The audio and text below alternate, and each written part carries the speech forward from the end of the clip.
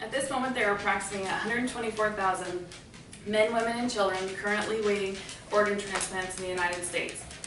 Of this number, 1,500 of those are in the state of Indiana.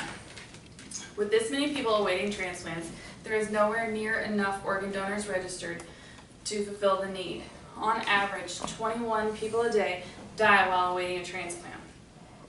In an effort to reduce this number and to bring awareness to as many people as possible, I encourage each of you to register to donate as an organ donor and to convey your wishes to those around you. By choosing to be an organ donor, you can have the chance to save as many as 8 lives. This topic hits very close to home for me since my mother was both an organ recipient. She received a living kidney donor from my sister-in-law in 2007, and when she passed away in 2011, she was also an organ donor. Organ donation can be a very scary thing to have to come to terms with, and realizing what organ donation is, who can donate, what the transplant process is like, who regulates donation, and where you can find out more information are all things that make the entire process easier. So what is organ donation? The process of giving an organ to another, or a part of an organ for the purpose of transplantation into another person. Only after all life-saving measures have been exhausted is a donation possible in the case of a deceased donor. Donation can also occur with a living donor, and the two types of situations where of a deceased donor that function are in brain death and cardiac death. The types of organs that can be donated are in a deceased donor are the kidneys, the pancreas, livers, lungs, heart, and intestinal organs.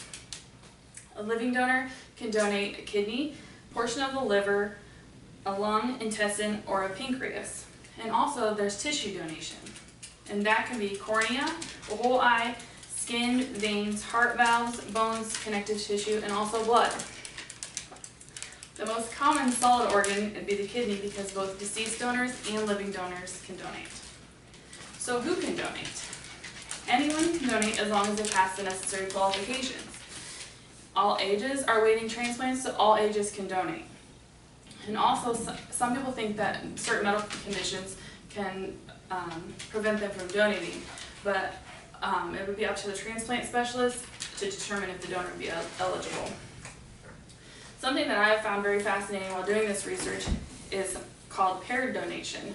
It's when a living kidney or a living donor, such as a kidney donor, is incompatible with the transplant recipient or transplant candidate that they have, that they know or whatever. But they can trade donors with another transplant candidate. So in other words, you can use like sets of 2, and multiple kidneys can be donated just by passing donors around.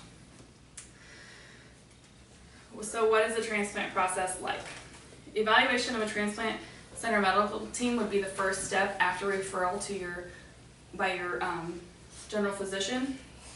The tests and exams from every doctor you have, including a dentist and eye exam, all parts of your body must be tested before you can have a transplant done.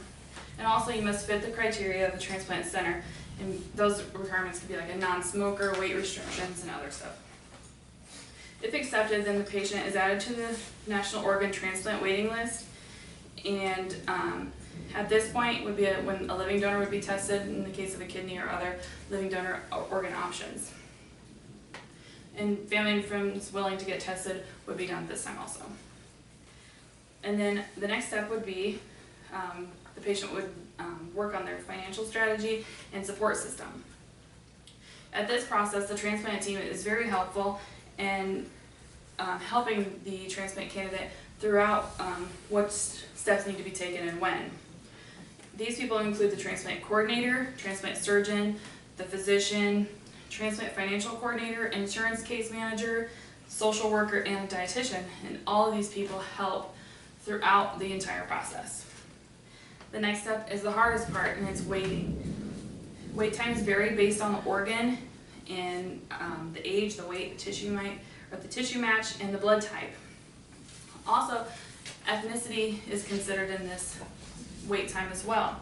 It has been proven over the past few years that there's a strong correlation between ethnic backgrounds and successful organ transplants with less rejection. The next step would be the transplant. Once a match is found, then the transplant surgery is scheduled. Oftentimes, due to the urgency surrounding harvesting of organs and timeliness, surgeries can be scheduled very quickly, so often the first patient on the list doesn't always get the kidney or the organ that is being available because of scheduling conflicts. And finally, there's post-transplant care. The patient will maintain follow-up visits with doctors and any anti-rejection medications, and that they will have to maintain for the rest of their life or the life of the organ. So who regulates organ donation? The United Network for Organ Sharing, which is commonly called UNIS, they work with the federal government to regulate organ donation. It is illegal to sell organs in this country, and so they maintain all of the legal portion of the organ donation process. They also use a software called UNET, and they're linked with all the organ procurement organizations and transplant centers throughout the country to maintain communication, and that way, you know, if an organ is available in Indiana, then they can match it to the closest patient or whatever the best situation would be. Donor information is searched in that database against all possible matches, and they use tissue type, blood type, length of time on the waiting list, immune status, distance from the potential recipient and the donor, and the degree of medical urgency. Those are all considered during this time. The organ will be offered to the first person that matches it, but like I said earlier, not always are they the one that gets it due to scheduling and other issues. Also, UNIS works with to maintain all of the transplant centers and organ procurement organizations, and that they must comply with all policies that UNIS has developed. Once these organ procurement organizations and transplant centers fit that criteria, then they become a member of the Organ Procurement and Transplantation Network, and that allows them to do transplants and donation and harvesting. UNIS member organizations, transplant candidates, and recipients and donor families all work together to make these policies to maintain that every candidate has a fair chance. So where can you go for more information? Unis.org is a great place. They have an extensive website that has a great deal of information regarding all steps in the transplant process.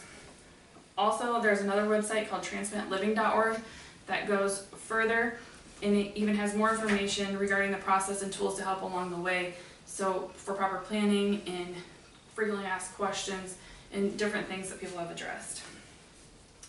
Another one is donatelife.net.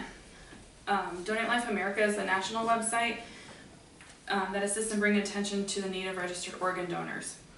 Donate Life also has websites for each individual state, and you can go on there and register, and then also get involved with volunteering opportunities at the state and local level.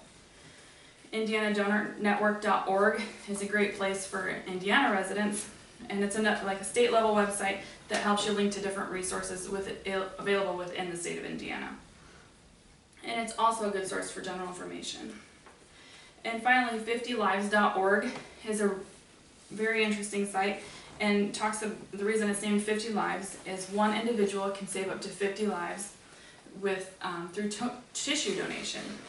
This website has more information on tissue donation specifically, and also a wall of life to remember donors and celebrate recipients.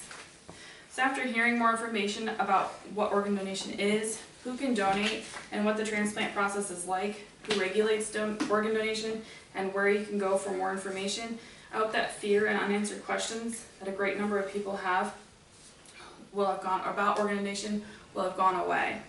Before I end, I want to stress how important organ donation is and how important it is to let your loved ones know of your wishes to become an organ donor. Having this decision made and known and communicated can make the process easier for your family. So don't wait a minute longer. Go to donatelife.net today and register your decision to become an organ donor.